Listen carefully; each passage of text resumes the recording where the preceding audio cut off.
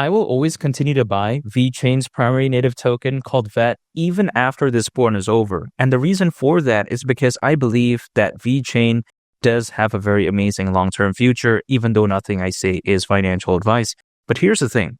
We all know that after, a bull run ends, usually there's going to be a bear market. And I think it's going to be no different when it comes to VET. When it comes to VET, let's say it goes to the price of $1 and maybe even beyond, who knows? After the bull run's over, of course, it's going to have a pullback. But let's say once it does, let's say it starts stabilizing around like 10 cents or 15 cents, I'm still going to continue to buy more VET because I think that when it comes to VET, it's going to be something that's going to be around for multiple cycles to come because you take a look at how it survived, 2022, 2023, times where it was very boring, right? People thought that was the peak when it comes to VET, but I think better days are ahead. But even so, despite that, after this war is over, I think VET is still going to be around. And I think it's going to be around for multiple decades to come, which is why I'm still going to always buy more VET because I like its long-term future. When something is focused on the supply chain management market, I don't think it's going to be something that's going to, go off into the abyss. You got to consider how this market has a lot of potential. Of course, a lot of businesses, they do need to improve their supply chain management in some cases, right? So, of course, there's a very vital role. Not to mention as well, if you take a look at something like VeChain, with partnerships as amazing as they are, I don't think it's going to disappear anytime soon. Take into consideration, its partners include Walmart China, Deloitte, which is one of the big four accounting firms. And also another partner that they have that is also one of the big four accounting firms is something called PwC, which is PricewaterhouseCoopers. Also not to mention, you take a look at BMW. I mean, that's massive, right? H&M, who doesn't know that? Also, you take a look at Louis Vuitton, Moet Hennessy. I think that's pretty awesome, right? You take a look at even the government of Cyprus as well. Now, I'm just highlighting some, but I think this, if anything, showcases how when it comes to VeChain, it's a true testament as to how special they are. Because if they were so bad, there would be no way that these giants, or should I say these large-scale enterprises, would even consider partnering up with them in the first place. You got to consider how they usually have, a team doing their due diligence. They actually do their research before partnering up with something. Now, some people may argue, what is the extent of the partnership? They may think that it's not that strong. But my argument is this. It doesn't really matter because not every single partnership is going to be the best partnership. And still, if they're even partners in a sense, like even in a slight way, I think that right there is still good news nonetheless. So when it comes to VeChain, if it's already having amazing partners like this right now, imagine 5 years online, 10 years online. It could be so amazing. Not to mention, if you take a look at the VeChain Thor blockchain, it's very reliable, right? Unlike Solana, by the way, hypothetically, because Solana is known for its notorious network outages, allegedly even at 1.8 in a year. Now, again, hypothetically, it has been fixed, but what's more reliable? Again, the VeChain Thor blockchain. Ever since, 2018, zero network outages. Could you imagine that? Zero? That's crazy. Not even one or two, If let's say it had 5, I wouldn't even be shocked by that. I'd be oh yeah, it's only logical, right? Sometimes it has a downtime, whatever. But again, zero ever since 2018, you got to imagine that. That's kind of crazy to think about. So when it comes to the VeChain Thor blockchain, it's not complete caca, at least that's the way to take a look at it. Now, some people may be wondering, okay, why are you talking about VET only, right? There's something else called VTHO, which is VeChain Thor energy, that is used for gas fees quite essentially when it comes to the VeChain platform. While VET, the VeChain token is used to transfer value.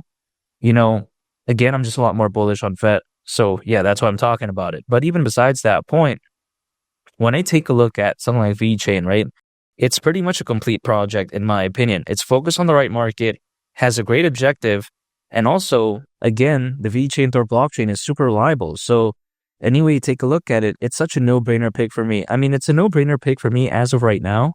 But then I think it's going to be even a more no-brainer pick for me moving forward because I think it's just going to head in such an amazing direction. I've been believing in VET ever since 2021. So it's been ages at this point. I've been waiting for quite a while, but I haven't sold any VET because I think better days are ahead. It's doing pretty good as of right now, actually, but I think better days, again, are ahead because $1, that's still my price target. Keep in mind, at the price of $1, considering current circulating supply, market cap would be around $80 billion. Not too crazy. Well, you've seen BNB, by the way, reach over $100 billion. So this is way less than that. Now, some people may think, okay, what makes you think it's better than BNB? Well, in terms of fans and hype, it's not. But then here's the thing. When you take a look at just last year, according to Crypto.com research, slightly over 2% of the crypto hacks that happened again that year actually occurred on the BNB Smart Chain ecosystem. I mean, caralho, porra, that's not good in my opinion. So if something like BNB can reach over 100 billion, VET can't hypothetically go to around 80 billion. I mean, we've even seen Dogecoin exceed 80 billion. I mean, come on, man.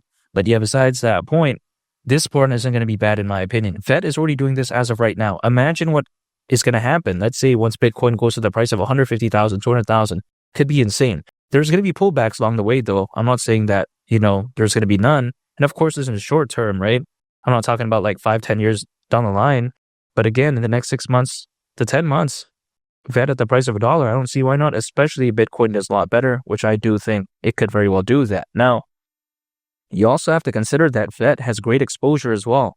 It's already amazing as of right now, but could you imagine what the exposure would be like after the next bull run, right?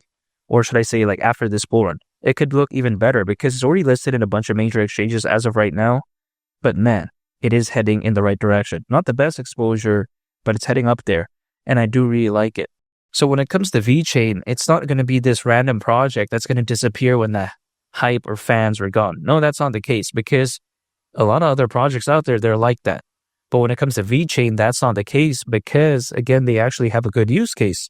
Here's the thing. Even Luna Classic is still sticking around as of right now, which is kind of crazy to think about. Like, you would expect that thing to disappear off into the abyss, but that right there still has a lot of fans, a lot of hype, and that basically has no future. I mean, come on, really. People just treat it like even like a meme coin. It's not even like a meme coin because I think that it's a lot more suspect than many meme coins out there, which actually, in some cases, I would argue still has a bright future. So I think when it comes to VET, I think it is going to do hypothetically well during this bull run. $1 wouldn't surprise me.